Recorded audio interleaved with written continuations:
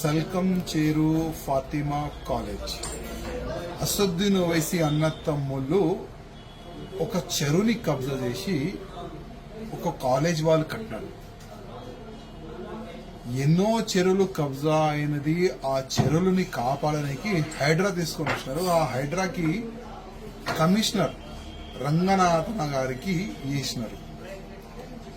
ఇవాళ రంగనాథ్ గారు ఏ విధంగా ఈ స్టేట్మెంట్ ఇస్తున్నారంటే, ఓవైసీ కాలేజ్లో ఎంతో మంది పేదలు చదువుకుంటారు, ఎంతో మంది పేదలు స్టూడెంట్స్ కి ఉపాధి దొరుకుతుంది, అది డిమాలిష్ చేయాలా వద్దా ఆలోచన చేస్తున్నారు. రంగనాథ్ గారికి ఒక మాట అడగాలనుకుంటున్నా.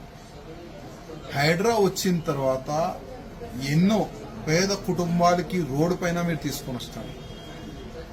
చెరువు పక్క గాని మూసి పక్క గాని ఎన్నో ఇల్లుల్ని మీరు పలగొట్టినారు, డిమాలిష్ చేసినారు. అప్పుడు ఎంతో మంది పేద కుటుంబం రోడ్ పాలవుతుంది, అప్పుడు మీకు బాధ కనబడలేదా? ఇవాళ కాంగ్రెస్ కి ఎంఐఎం కి చాలా మంచి దోస్తానా అయింది. దాని గురించే మీరు ఆ ఫాతిమా కాలేజ్ ని మీరు డిమాలిష్ చేస్తలేరు, అది మేము అనుకుంటున్నాం. మీరు ఎట్టి పరిస్థితిలో రంగనాథ్ గారు ఫాతిమా కాలేజ్ ని డిమాలిష్ చేయాలి, లేకపోతే నేను ముఖ్యమంత్రి గారికి రిక్వెస్ట్ చేస్తున్నా, ఆ ఫాతిమా కాలేజ్ కి గవర్నమెంట్ కబ్జా చేసుకోండి, గవర్నమెంట్ కాలేజ్ గా మారండి. అది చేస్తే చాలా బాగుంటుంది. ఇంకోటి, భారతీయ జనతా పార్టీకి మా ఒక కొత్త ప్రెసిడెంట్ రామచంద్రరావు గారు వచ్చినారు. వాళ్ళు ఒక మంచి అడ్వకేట్. రామచంద్రరావు గారికి నేను ఒక మాట చెప్పాలనుకుంటున్నా. చాలా మంది బీఆర్ఎస్ వాళ్ళు కానీ కాంగ్రెస్ వాళ్ళు కానీ డమ్మీ డమ్మీ అన్నారు.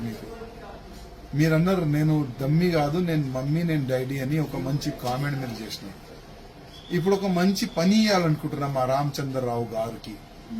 ఒక అడ్వకేట్ బృందం పెట్టి హైకోర్టులో ఒక పిటిషన్ వేసి ఎట్టి పరిస్థితుల్లో ఎంఐఎం ఈ ఫాతిమా కాలేజ్ ని మీరు డిమాలిష్ చేపిస్తారని ఆ నమ్మకంతో నేను మీకు రిక్వెస్ట్ చేస్తాను.